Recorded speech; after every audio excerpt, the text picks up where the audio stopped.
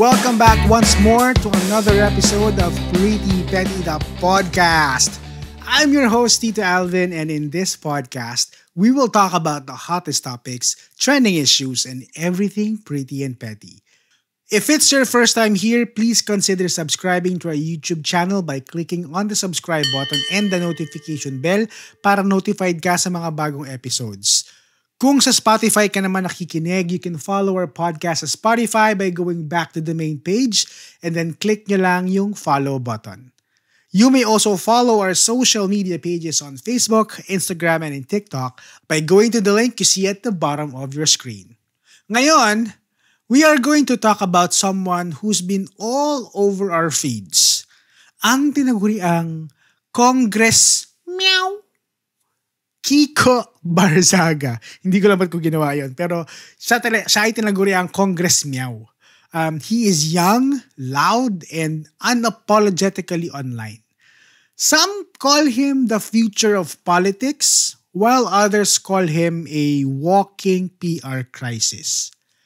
But today, we are asking, is Kiko Barzaga the Gen Z politician we deserve? Or is he just another clout chaser? Alright, let's start from the very top. Sino ba si Kiko Barzaga and how did he become one of the most talked about names in Philippine politics right now? So, si Kiko or Francisco Austria Barzaga came from a well-known political family in Dasmariñas, Cavite. Yung mom niya na si Jenny Barzaga, ang current mayor, at yung late father niya, si P.D. Barzaga, ang dating congressman. So yes, he is technically a political nepo baby and part siya ng isang political dynasty. Pero here's the thing. Instead of going the typical clean-cut traditional politician route, Kiko decided to go full-on Gen Z. Madalas siya sa social media. He posts a lot of jokes, cat photos, gaming clips, and yes, sometimes political hot takes that get him in trouble sometimes. Tulad ng sabi ko kanina, he calls himself Congress Meow. It's a nod to his love for cats. And he even used that branding during his campaign. And, some people loved it because suddenly you have a congressman who doesn't talk like a typical congressman. He tweets like somebody or someone you'd see on your FYP. He posts like that one friend of yours na laging half serious, half sarcastic. And, it works.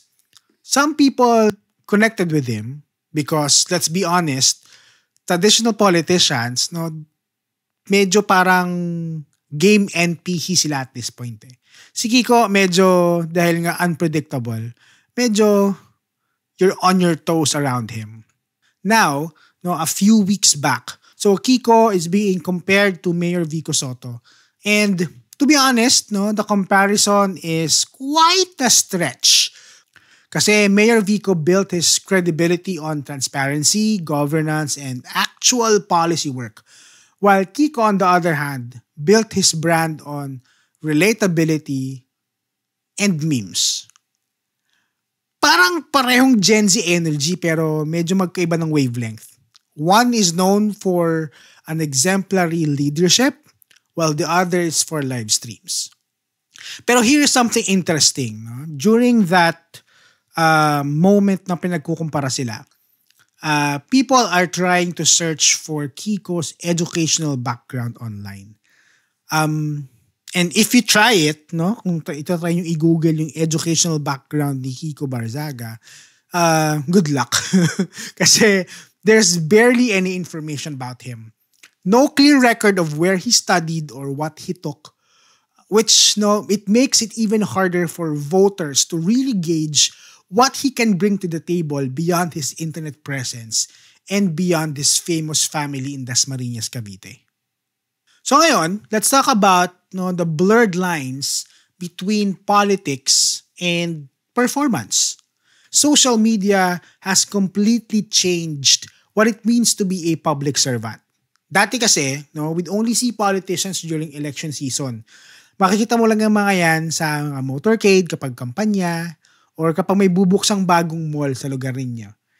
Now, yung mga politicians, hindi man lahat, pero no, mas prevalent sila ngayon. Makikita mo na sila sa TikTok. Yung iba, kung ano-anong content na ang nilalabas just for the sake of getting their names out there. Pero meron din namang mga politiko na may substance yung pinopost. No? Pinapakita nila kung paano sila magtrabaho. The likes of Kiko Pangilinan and Chel Joc, no, for example. They show the people how they work, what they are doing while on the job, para may resibo, kumbaga. Now, Kiko Barzaga is part of that wave. This new breed of politicians who's trying to connect in all means possible, including social media. But the problem is, kung lagi kang online, every move mo becomes a content. Every reaction becomes a performance. Ngayon, there's this thin line between being authentic and being an attention seeker. And when Kiko does something reckless, people will either say, ay, finally, a politician who's honest. Or, Nick, gusto lang magpa-trend niyan. Now, don't get me wrong. I think it's great that young politicians wants to use social media for engagement. But there is always a right time and a right place for everything. Kasi ito yan eh. Being relatable doesn't excuse being irresponsible. There are times he's been called out for posts that were very offensive or very seditious. His own party even distanced from him. The army even recommended delisting him as a reservist because of what he's doing online. So now the question becomes, do we reward politicians for being real or kapag nagpapakatotoo? Or should we expect them to be maging responsible muna? Because maybe what some people call quote-unquote real talk, no? The government calls it ethics violation. And yun yung clash that we are seeing right now. Authenticity versus accountability. Ngayon, punta tayo sa drama. Yes, merong drama, syempre. Hindi mawawala yan. Kiko Barzaga has been in hot water lately from his post criticizing the speaker, skipping hearings because allegedly he was quote-unquote gaming. I'm not even sure kung totoo yun o hindi Pero yung kasi sabi niya sa isang interview na na-late siya sa isang hearing because he's playing games all night. Pero kasi that's exactly why he's so polarizing. Some people will think he's brave for speaking out against the system, while others think na medyo reckless. So, ano ba talaga? Pili lang tayo, brave or reckless? Isa lang. Masyado na tayo naguguluhan.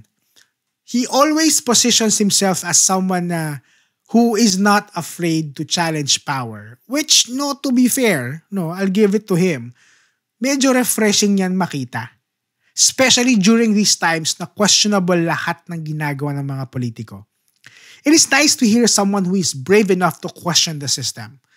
But on the flip side, no, leadership isn't just about being loud.